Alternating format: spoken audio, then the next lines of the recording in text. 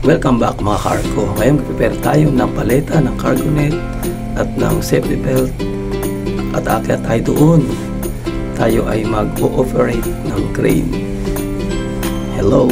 Kaya po ngayon ayusin natin. Ito po, nandito na po si Jeepmate. Kaya po natin gagawin ito dahil magbabasa po siya ng drop sa lipupa o sa after. Kasi hindi niya po makita dahil may clip po ang pantalan.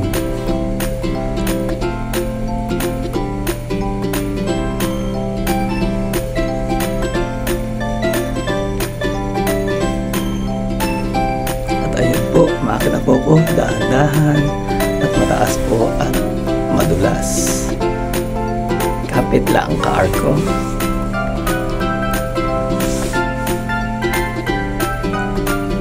At ayun po, i-ooperate natin ang crane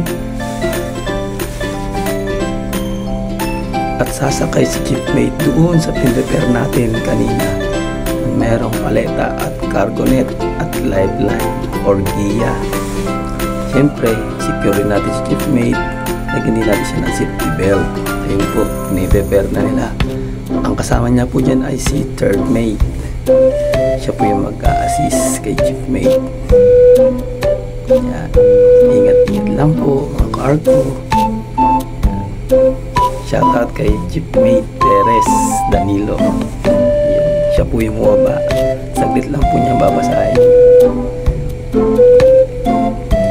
At ayun po, tapos niya nang basahin, aakyat na po natin si Jeepmate. Dahan-dahan lang.